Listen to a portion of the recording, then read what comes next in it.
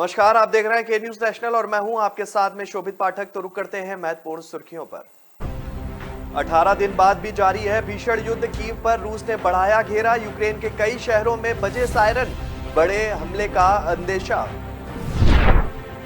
Iraq में America दूतावास पर 12 मिसाइलों से वार। ईरान ने कहा इजरायली खुफिया एजेंसी मोसाद पर था निशाना। एनसीपी चीफ शरद पवार को दाऊद इब्राहिम से जोड़ना पड़ा भारी। केंद्रीय मंत्री नारायण राणे के बेटे के खिलाफ एफआईआर दर्ज।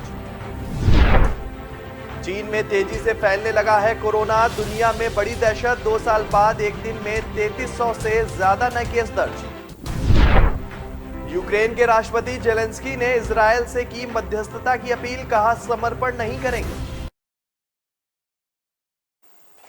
रूस यूक्रेन युद्ध का आज 18वां दिन है। दोनों देशों के बीच 2 हफ्ते से जंग जारी है। यूक्रेन युद्ध में रूस ने अब अपनी रणनीति बदल ली है। रूस ने अब अलग अलग इलाकों पर ताबड़तोड़ हमले शुरू कर दिए हैं। वहीं कीव समेत कई शहरों पर घेरा और कस लिया गया है। इस बीच रूस के 2 हेलीकॉप्टर को यूक्रेन में ढेर कर दिया गया है, लेकिन रूस की मिसाइल पावर के आगे यूक्रेन बेदम है। 18 दिनों में 1800 से ज्यादा मिसाइलों से यूक्रेन ने वार किया है। यही वजह है कि अमेरिका अब यूक्रेन को आधुनिक एयर डिफेंस सिस्टम देने पर विचार कर रहा है, लेकिन डर है कि तब तक देर ना हो जाए। रूस ने यूक्रेन का चौथा सबसे बड़ा शहर निप्रो शहर, जो मध्य यूक्रेन में है, पूरी तरह से तबाह कर दिया है। यहां भी रूस ने मिसाइलों से वार किया है। वहीं दक्षिण यूक्रेन का माइकोलीव इलाका में एक के बाद एक धमाके हो रहे हैं। रूसी सेना हर उस इलाके पर वार कर रही है जहां तक उसकी सेना पहुंच नहीं पाई है। ऐसा ही शहर है ओडेसा, जहां नागरिकों को रूसी सेना के आने का खतरा है। इसके लिए पहले ही तैयारियां शुरू हो गई हैं, लेकिन यहां भी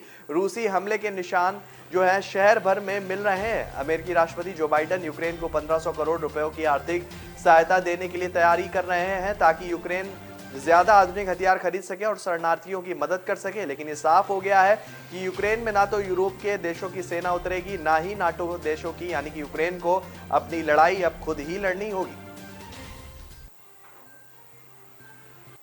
इराक में अमेरिकी दूतावास के पास 12 मिसाइलों से हमला किया गया है। इराकी सुरक्षा अधिकारियों ने कहा है कि रविवार को अमेरिकी वाणिज्य दूतावास के पास इराक के उत्तरी शहर इरबिल में 12 मिसाइलों से हमला किया गया है। फिलहाल हमले में किसी के घायल या हताहत होने की सूचना अभी नहीं है। इराक और अमेरिका के अधिकारियों ने मिसाइल हमले और इसके हुए नुकसान को लेकर अलग अलग बातें कही हैं। एक दूसरे अमेरिकी अधिकारियों ने कहा है कि किसी भी अमेरिकी सरकारी सुविधा का कोई नुकसान नहीं पहुंचा है। इस बात का कोई संकेत नहीं है। वाणिज्य दूतावास भवन को ही टारगेट किया गया था। मिसाइल से हमले के बाद बगदाद में एक इराकी अधिकारी ने सबसे पहले कहा है कि कई मिसाइलों ने अमेरिकी वाणिज्य दूतावास को निशाना बनाया था। एसोसिएटेड प्रेस के मुताबिक यह अभी निश्चित नहीं है कि किसी मिसाइल किसकी तरफ दागी गई थी और वे वास्तव में कहां गिरी है।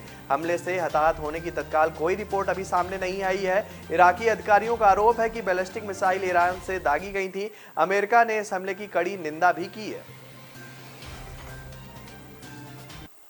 एनसीपी नेता सूरज चौहान की शिकायत पर मुंबई के आजाद मैदान पुलिस स्टेशन में केंद्रीय मंत्री नारायण राणे के बेटे बीजेपी विधायक नितेश राणे और नीलेश राणे के खिलाफ मामला दर्ज किया गया है, जिसमें आरोप लगाया गया है कि नीलेश राणे ने एनसीपी प्रमुख शरद पवार को दाऊद इब्राहिम से जोड़ा था। मिली जानकारी के अनुसार यह मामला मरीन ड्राइव पुलिस स्टेशन में स्टेटमेंट रिकॉर्ड हुआ है, और जबकि FIR Azad Maidan police station में दर्ज हुई है। आपको बता दें कुछ दिनों पहले ही राष्ट्रवादी कांग्रेस पार्टी प्रमुख शरद पवार ने महाराष्ट्र के मंत्री एनसीपी नेता नवाब मलिक की गिरफ्तारी को राजनीतिक से प्रेरित बनाया था। उन्होंने बुधवार को पुणे में यह भी कहा था कि मुसलमान होने के कारण नवाब मलिक का नाम अंडरवर्ल्ड डॉन दाऊद इब्राहिम से जोड़ा जा रहा है। पवार ने नवाब मलिक के मामले को लेकर भारतीय जनता पार्टी पर जमकर निशाना साधा। नवाब मलिक ने कहा है कि मलिक की गिरफ्तारी राजनीति से प्रेरित है। उनका नाम दाऊद इब्राहिम से इसलिए जोड़ा जा रहा है क्योंकि वह एक मुसलमान है। चीन में कोरोना महामारी एक बार फिर से पैर पसार रही है। कई शहरों में कोरोना संक्रमण में मामले में लगातार बढ़ोतरी दर्ज की जा रही है। चीन में रविवार को 3,393 नए कोविड-19 मामले दर्ज किए गए हैं। करीब 2 साल बाद पहली बार 3300 से ज्यादा कोरोना संक्रमण के मामले दर्ज किए गए हैं। नेशनल हेल्थ कमीशन के मुताबिक फरवरी 2020 के बाद ये संक्रमण का सबसे बड़ा दैनिक आंकड़ा है। कोरोना के मामले बढ़ने से कई शहरों में फिर से कुछ प्रतिबंध भी लगाए जा रहे हैं। कई शहरों में लोगों को बाहर निकालने से मना कर दिया गया है। स्कूलों में बच्चों की पढ़ाई भी बाधित हुई है। चीन में कोरोना संक्रमण के बढ़ते मामलों को देखते हुए अधिकारियों ने एहतियात के तौर पर संघाई में स्कूलों को फिलहाल बंद कर दिया है। इसके साथ ही कई पूर्वोत्तर शहरों में लॉकडाउन लगा दिया गया है ताकि कोरोना संक्रमण के प्रसार को रोका जा सके। देश में करीब 19 प्रांतों में ओमिक्रॉन और डेल्टा वेरिएंट का प्रकोप है। एक अधिकारी ने रविवार को जानकारी दी है कि जिलिन शहर को आंशिक रूप से बंद कर दिया गया है। स्थानीय अधिकारियों ने कहा है कि रूस और उत्तर कोरिया की सीमा से लगे हुए पुचुन शहर को 1 मार्च को बंद कर दिया गया था। यूक्रेन के राष्ट्रपति जेलेंस्की ने कहा है कि युद्ध विराम होने पर वह इजराइल में रूसी राष्ट्रपति व्लादिमीर पुतिन के साथ बातचीत के लिए तैयार है। जेलेंस्की ने शनिवार को कहा कि उन्होंने इजराइल के प्रधानमंत्री नफ्ताली बेनेट से कहा है कि यरूशलेम में पुतिन से मिलने के लिए तैयार हैं। बेनेट ने पुतिन के साथ बैठक के लिए मॉस्को का दौरा किया है और जेलेंस्की फ्रांस और जर्मनी के नेताओं के साथ कई बार बात भी की है। जेलेंस्की ने कहा कि बेनेट ने उन्हें पुतिन के साथ अपनी बातचीत के बारे में सूचित किया है। हालांकि जेलेंस्की ने कहा है कि वह विवरण साझा नहीं कर सकते हैं। पुतिन ने जेलेंस्की की ओर से वार्ता के लिए पहले किए गए कई प्रस्तावों की अनदेखी की है।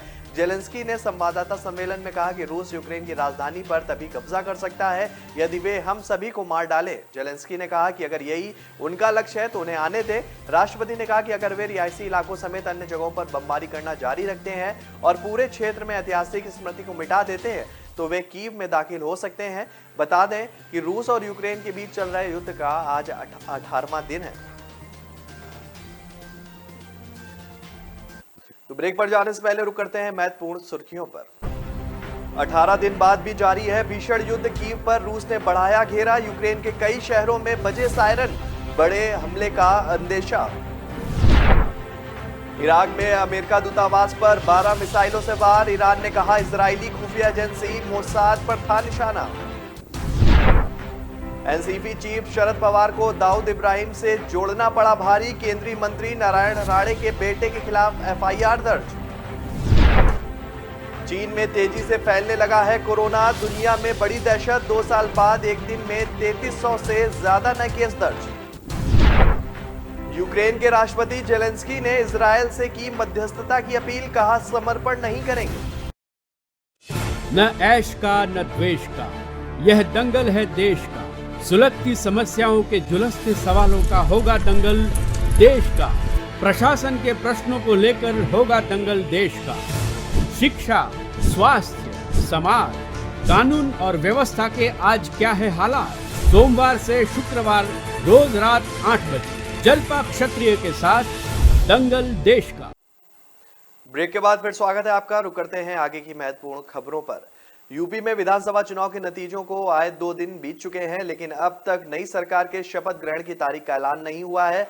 इस बीच देश की नजरें योगी आदित्यनाथ पर टिकी हैं, जो आज दिल्ली जा रहे हैं और अपने दिल्ली दौरे पर सीएम योगी प्रधानमंत्री नरेंद्र मोदी और पार्टी के साथ बैठक में सरकार की रूपरेखा तैयार करेंगे। सूत्रों के मुताबिक पार्टी यूपी में इस बार 4 उप मुख्यमंत्री बना सकती है। राज्यपाल को इस्तीफा सौंपने के बाद अब तक यूपी में नई सरकार के गठन का ऐलान नहीं हुआ है। सूत्र बता रहे हैं कि योगी का शपथ ग्रहण होली के 2 दिन बाद यानी कि 20 मार्च को हो सकता है। साल 2017 में बीजेपी की ऐतिहासिक जीत के बाद योगी ने 19 मार्च के दिन मुख्यमंत्री पद की शपथ ली थी, लेकिन इस बार क्योंकि 17 और 18 मार्च को होली है और 19 मार्च को एमएलसी नामांकन की आखिरी तारीख है, इसलिए योगी के 20 मार्च को शपथ लेने की अटकलें हैं।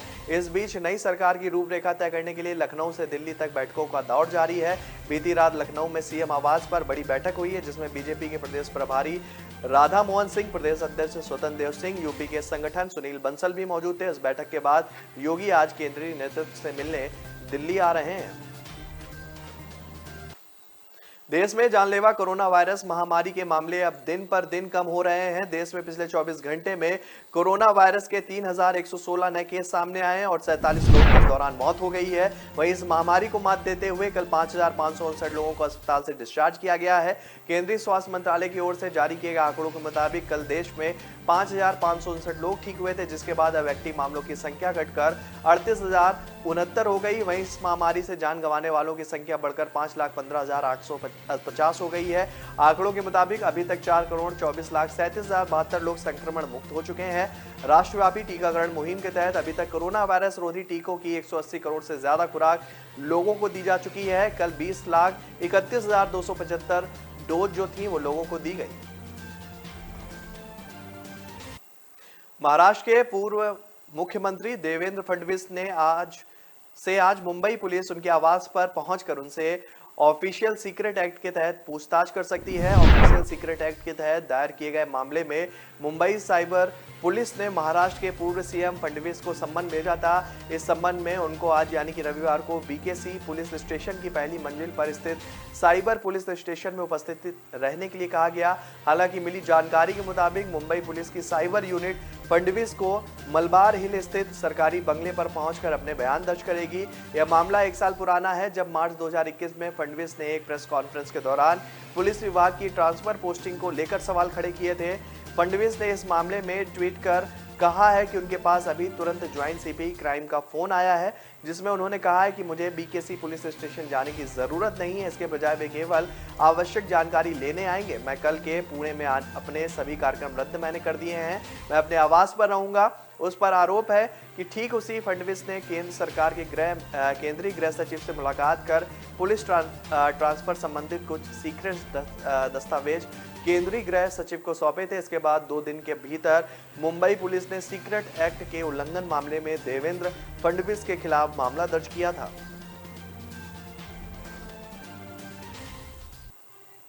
एनसीपी नेता सूरज चौहान की शिकायत पर मुंबई के आजाद मैदान पुलिस स्टेशन में केंद्रीय मंत्री नारायण राणे के बेटे बीजेपी विधायक नितेश राणे और नीलेश राणे के खिलाफ मामला दर्ज किया गया है, जिसमें आरोप लगाया गया है कि नीलेश राणे ने एनसीपी प्रमुख शरद पवार को दाऊद इब्राहिम से जोड़ा था। मिली जानकारी के अनुसार यह मामला मरीन ड्राइव के पुलिस स्टेशन में स्टेटमेंट रिकॉर्ड हुआ है, जबकि FIR Azad Maidan police station में दर्ज हुई है। आपको बता दें कि कुछ दिन पहले राष्ट्रवादी कांग्रेस पार्टी प्रमुख शरद पवार ने महाराष्ट्र के मंत्री एनसीपी नेता नवाब मलिक की गिरफ्तारी को राजनीतिक से प्रेरित बताया था। उन्होंने बुधवार को पुणे में भी कहा था कि मुसलमान होने के कारण नवाब मलिक का नाम अंडरवर्ल्ड डॉन दाऊद इब्राहिम से जोड़ा जा रहा है। फिलहाल पुलिस ने एफआईआर दर्ज कर ली है और मामले की जांच की जा रही है।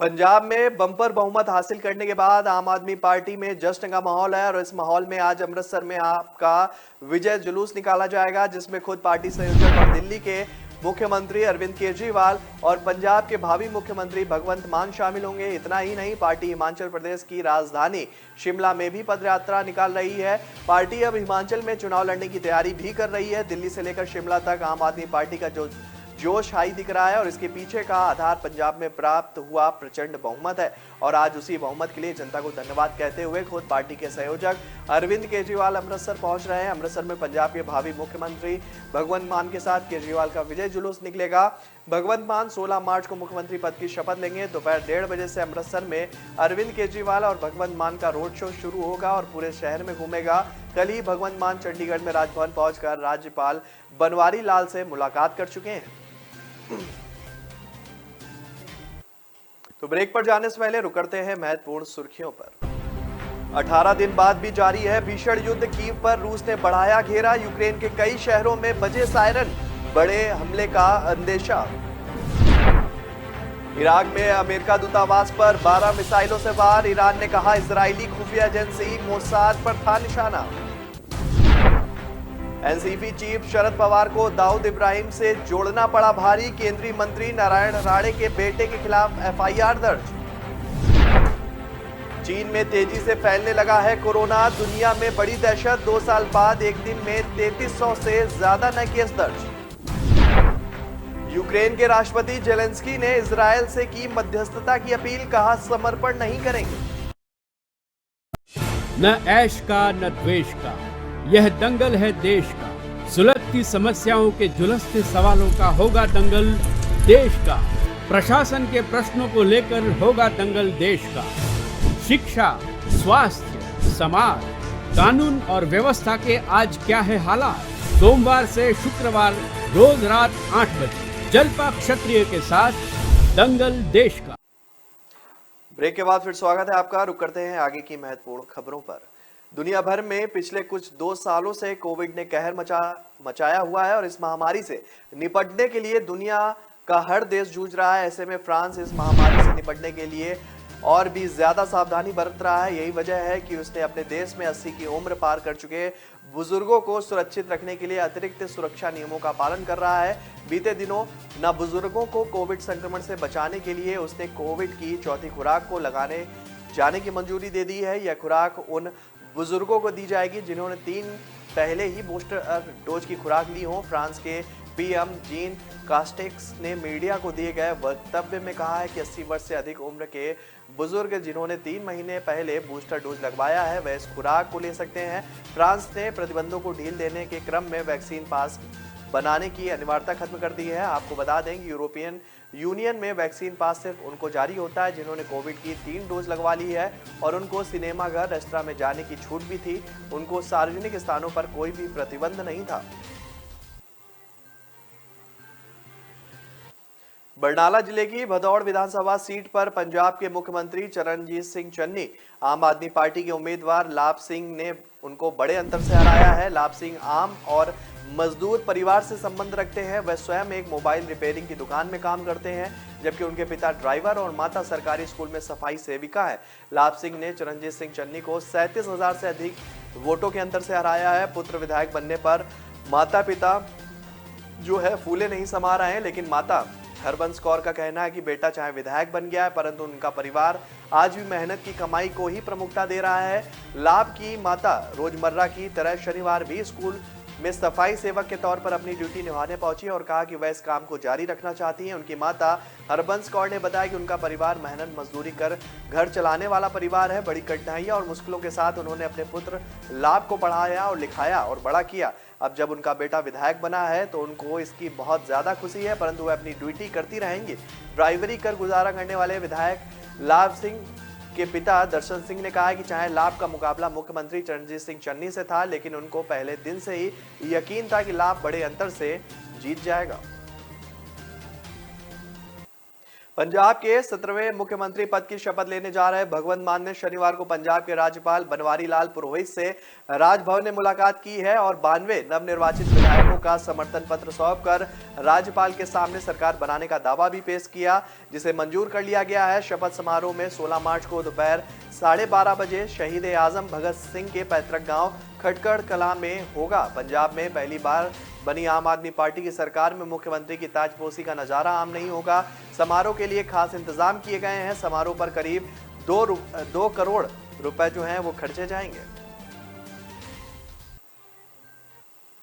मेघालय के राज्यपाल सतपाल मलिक ने किसान आंदोलन को लेकर एक बार फिर बड़ा बयान दिया है। राजस्थान के जोधपुर में कार्यक्रम में पहुंचे सतपाल मलिक ने कहा है कि अभी किसान आंदोलन खत्म नहीं हुआ है, यदि मांगे नहीं मानी गई तो किसान फिर खड़ा हो जाएगा। साथ ही उन्होंने कहा है कि पहले ही केंद्र सरकार को चेताया जा चुका था कि किसान अपना हक लेकर रहेंगे। राज्यपाल सतपाल मलिक ने कहा है कि किसानों को उनका हक बातचीत से नहीं मिला तो वे लड़कर लेंगे और लड़ाई से नहीं मिला तो हिंसा से लेंगे। उन्होंने कहा कि मैं केंद्र सरकार के विरोध में नहीं हूं लेकिन किसानों को दबाकर नहीं रखा जा सकता है। किसान अपना हक लेना जानते हैं। यदि मांगे नहीं मानी गई तो किसान आंदोलन फिर से शुरू होगा और किसान हक लेकर रहेंगे। सतपाल मलिक ने कहा कि किसानों के बारे में बोलते हुए संदेह रहता है कि कहीं दिल्ली से फोन नहीं आ जाए।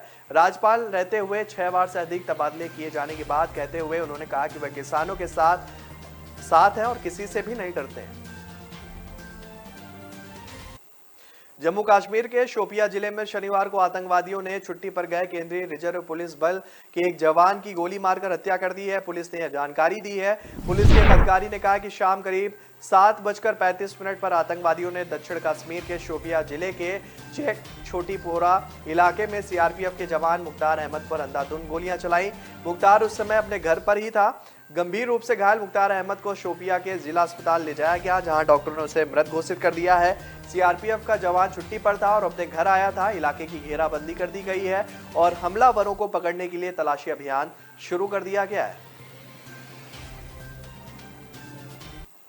तो फिलहाल इस बुलेटिन में मेरे साथ इतना ही। आगे की खबरों के लिए बने रहिए के न्यूज नेशनल के साथ। तब तक के लिए नमस्कार।